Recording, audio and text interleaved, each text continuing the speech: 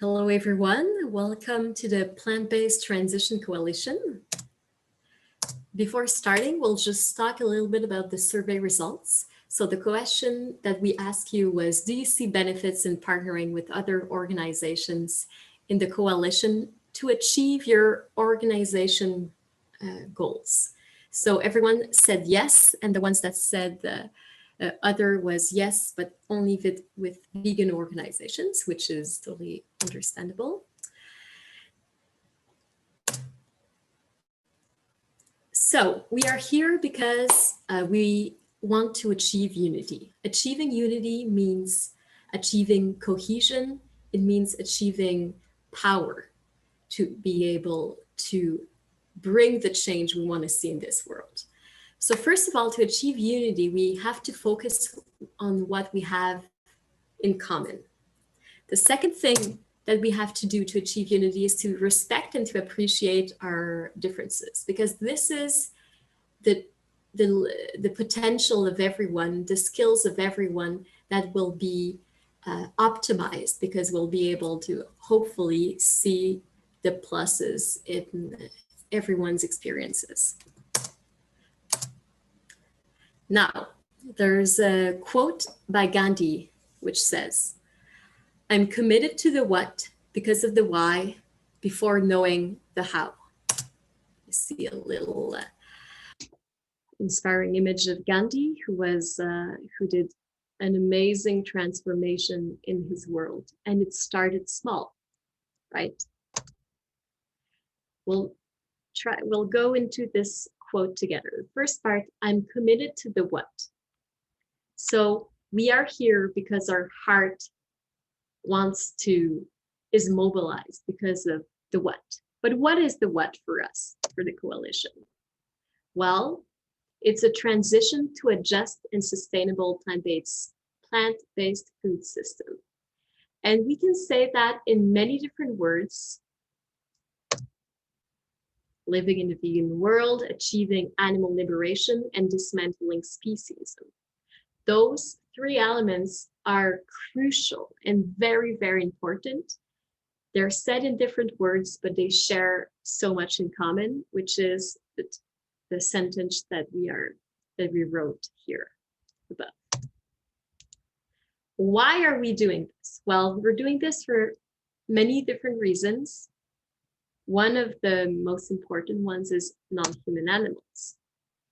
So we know that non-human animals are sentient beings, and we want to include them in our moral community, because at the moment, they are not in our moral community. And when they are in, they have special privileges, maybe as pets, not even all pets. Most farm animals are not even considered alive. They're legally considered as objects. So no, they're not considered for their worth. Animals, we know that they can suffer. We have to treat them fairly. Compassion and justice is at the heart of our hearts. We want to protect them from harm and preventable death. And we know that as humans, it is our ethical responsibility and moral duty to take care of the most vulnerable ones. Why now? There's many different whys. Another why is the environment. So to prevent future crisis, the sixth mass extinction is already underway. We know that almost half of mammals are disappeared, and this will continue at an alarming rate.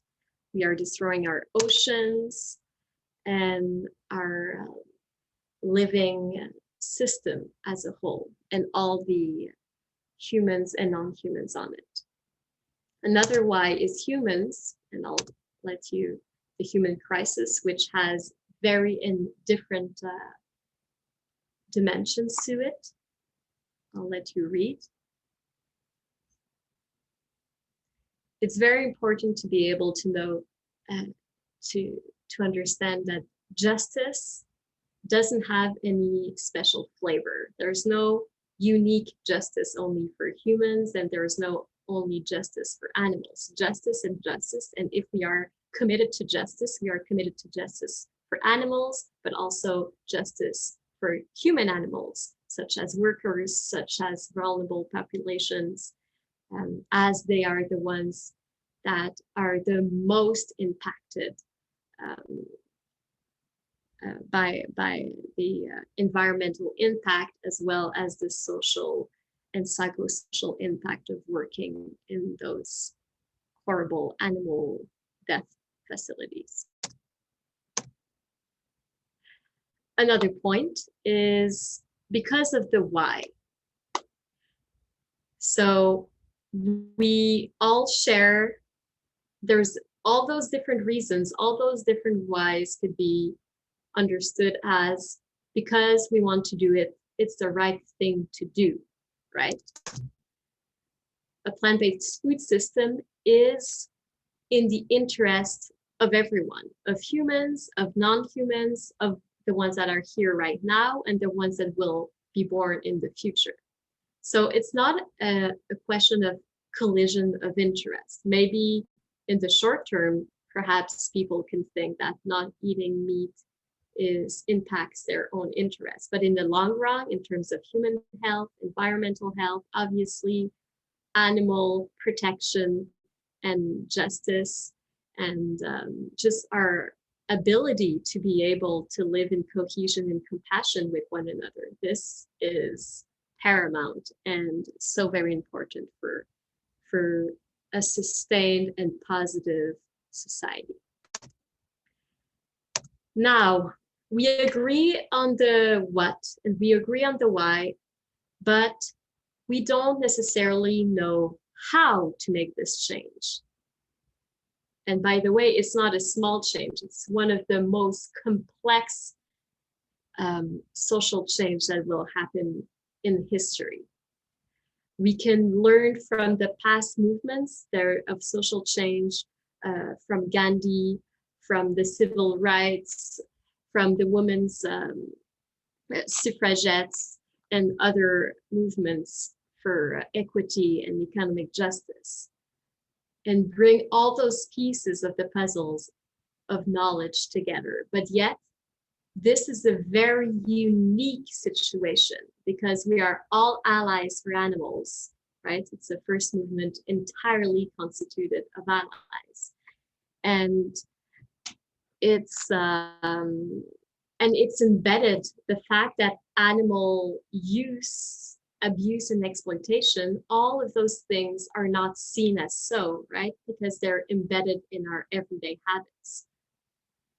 The main one is eating animal 3 times a day and considering it normal, natural, and necessary.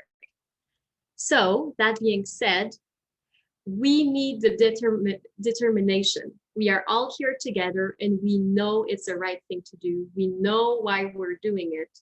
And knowing the how is way more complex. We must not sit and cross our arms and say, it's too complex, I won't do anything, right? Or to be too afraid. That's not good. But we should also be aware and not to be too arrogant and to think, yes, I have the way, or you have the way, or if it was so simple, animal liberation would already be here. So it's not a simple thing, and we need a bit of modesty too, and to be aware that social change also has different colors. So in terms of the ecology of change, some people can work in terms of individual change, other people can work in terms of a system change, other people could work in terms of creating new institutions to support those change, and those are all good and they're all okay. We have to bring the best out of each. So it's very complex, as I said, and to be able to overcome this, and we'll be able to do it with time, we need collective thinking, intelligence, and cohesion. So without further ado, I'm leaving the space for Soren. Thank you, Alisa. So, although we say that we do not completely know the way, we do have a concrete proposal for you today. And our concrete proposal is to work together on 5 strategic objectives. And these 5 strategic objectives have emerged of our previous discussions as the coalition. And they are: redirect subsidies from animal agriculture to sustainable plant-based foods, transition animal farmers to plant-based alternatives, repeal and prevent ag-gag legislation, increase plant-based foods in public institutions, and enact a Bill of Rights for non-human sentient animals. As part of the survey that we did, we also asked which of these strategic objectives would you be willing to pursue within the coalition. And I think it would be very relevant to look at the results. So as we can see, most people, most representatives of most organizations would like to work on repeal and prevent ag-gag legislation, followed closely behind redirect subsidies from animal agriculture to sustainable plant-based agriculture, followed very closely by transitional animal farmers to plant-based alternatives. We also followed immediately by enacting a Bill of Rights for non-human sentient animals. And finally, we do also have quite a few who would like to work on increasing plant-based foods in public institutions. To look at the results more concretely, we can see which representatives from which organizations have said that they want to work in each of those goals. Now, these results are available on our website, so I'll try to go very fast so we can see the ones for repeal and preventing ag-gag legislations. We can see the one for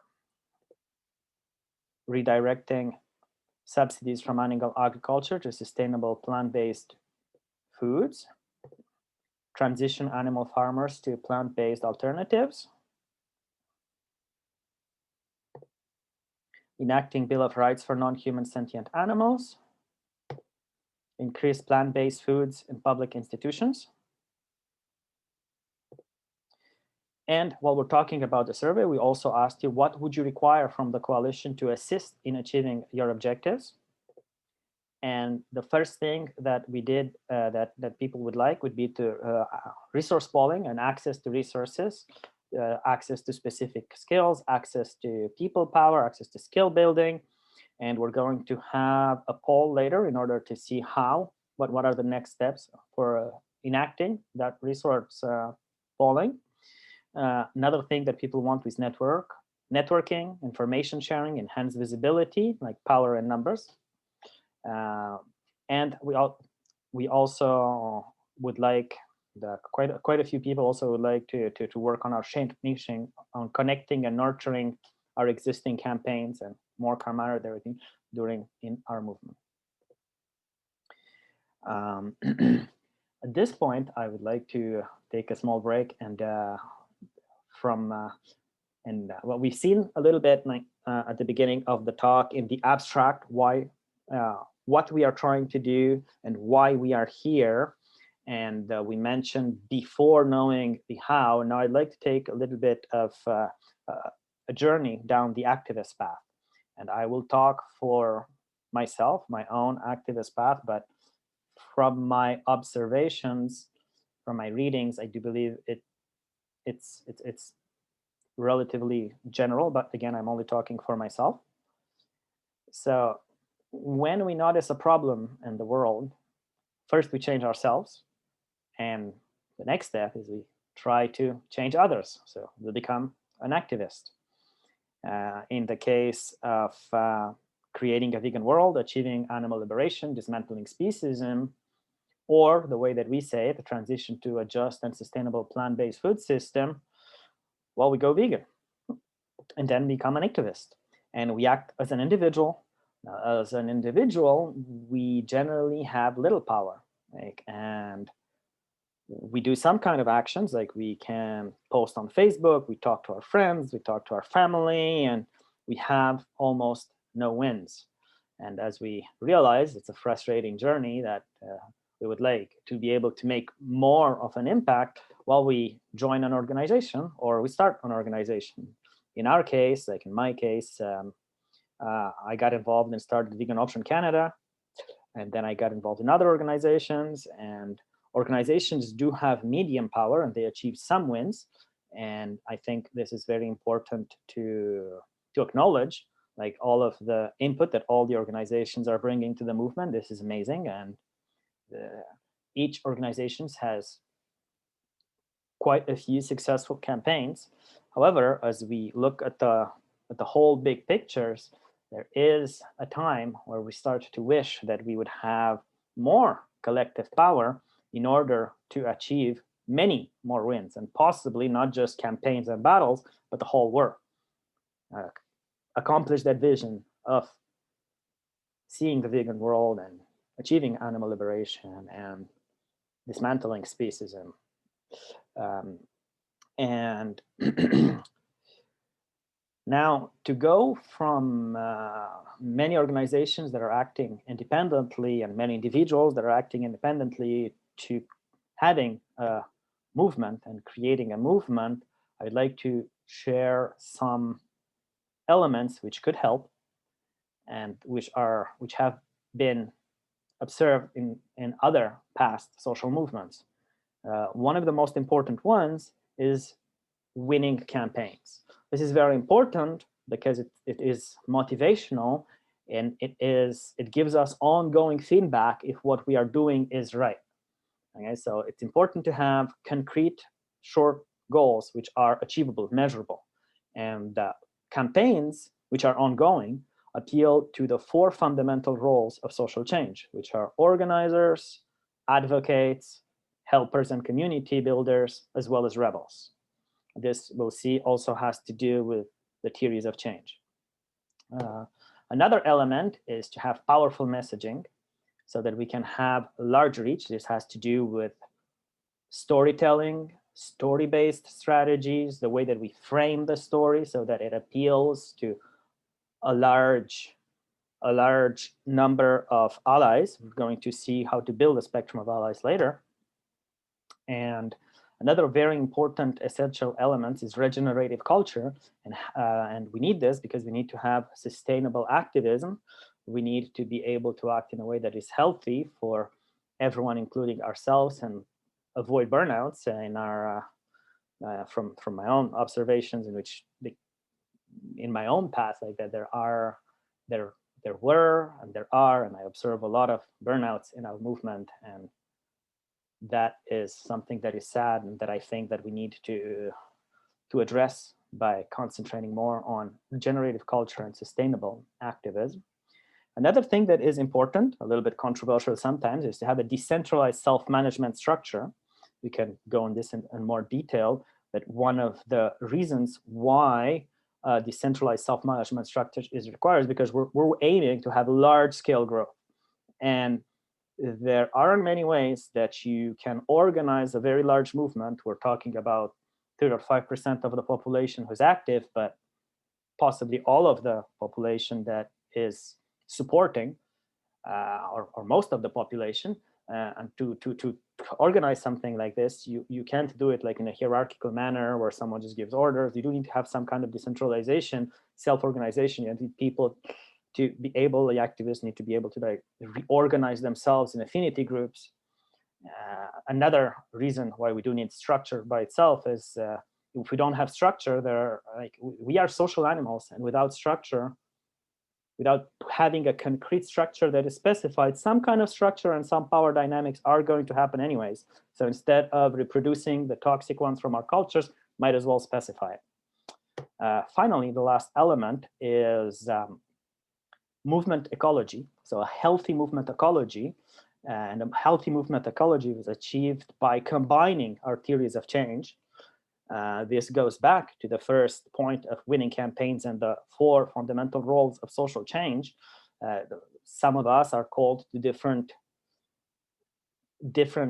colleagues, and organizations themselves have different niches, such as personal transformation or individual change, system change, systemic change, institutional change. These can split in different, we can split them more. Finally, alternative institutions, which isn't very well discussed, but alternative institutions means when we get out of the system and we live in an alternative way. In our case, we could live in an alternative vegan eco community somewhere, and it could, or sanctuaries. Sanctuaries is also, we could argue they would also be an alternative institution. And this alternative institutions are important to the movement as a whole, because that's where the core of the movement gets together to discuss, and when we actually need to start the mass civil disobedience, that's where it's the ones that are living together and always talking together that could fill that first niche, and from there it would spread. And this being said, I now give it away to Eleanor. Thank you, Soren. So one of the things that's bothered me, because I've been in it so long, is why hasn't there been more results in this movement? So I wanted to look at it maybe from a business perspective. So this is just one example, and I'll talk about the tactical plan in the second part of the presentation. But creating transformational change, what leads to success? So number one, we need to define the change we want to see and make an affirmative case for it, and define exactly what you want to happen. Make sure you know what the goals are. Then create this spectrum of allies, both allies and enemies, and know who's out there in the train. And I'll speak about number two a bit longer in the next slide. And the pillars of power. Okay, and one thing here I think that maybe we haven't had much success with is this institutional support. And in what I'm trying to do is one of my tactics is involving major institutions, because we've been a lot of people, but we don't necessarily have this institutional support behind us. And the fourth element was to seek to attract. I know a lot of us feel that anger for not attaining the results that we've worked so hard to get, but we still have to express hope. Otherwise, anger just becomes very destructive. And that's why sometimes it's better to start with small, achievable goals, so we feel that we have an accomplishment and we don't feel as discouraged. Next slide, please, Soren. So the spectrum of allies, I mean, I sort of looked at this and say, yeah, they're right here. We've got opposition and we've got allies.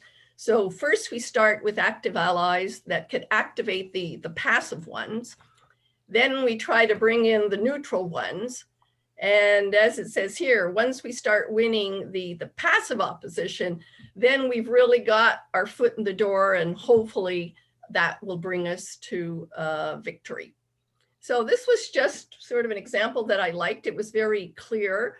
And I think maybe it highlights some of the reasons why we haven't had the success, or other movements haven't had that success either. Okay, the next slide, please, Soren. So this was another thing, and I happened to just read this morning. It was in the Monitor. It was just an article on the climate justice movement, which is a fairly large movement, but it really hasn't had that much success. So it's doing a lot of great work, but it's quite fragmented. And one of the biggest internal barriers to progress is our ability to work through the differences of the multiple teams. Diversity is good, we need it. And we have to learn to work together, accept our differences, accept the fact that we don't have all the answers. There's really no quick fix to building a powerful social movement. So the recommendation is for one or two groups that can take an initiative to bring several groups together and discuss how to create a more unified purpose with common strategies and concrete demands. And this is one of the recommendations, as I mentioned, that I'll be talking about in my next presentation. So that's it for my slides. Thank you, Soren. Thank you. Okay, so now I'll just very briefly mention what's coming next. Okay, we are a very new coalition. We have just born, baby, it's just born. We're still very fragile. And so we're just like to mention some ideas. So one of the most important idea is, we've already mentioned, we need collective campaigns that will win. Okay, generally a coalition forms around the campaign. Okay? And if we do not have some kind of campaigns in the future that we come together towards, there's a bit of things to worry. So that's why I think right after the presentation and some question, we'll go into a brainstorming about some characteristics of successful campaigns and campaigns that will win. We're also working on an advisory board. Okay, we're working on an advisory board in order to bring in some more knowledge. In fact, much of the knowledge that's already here comes from some people that have given us a hand, and we'll have more information in our next meeting as that proceeds. This advisors will give us trainings on many of the things that we've seen here and others. So there will be some trainings and some case studies. And the one last point is, we do need a stronger organizing committee, because we are doing a lot of work for now, but we really hope that other people from the coalition will come in. So we are working on that point and see how we can work that as well. So that is it. And at this point, we can take a few minutes of questions before proceeding to some polls and to the next items on the agenda.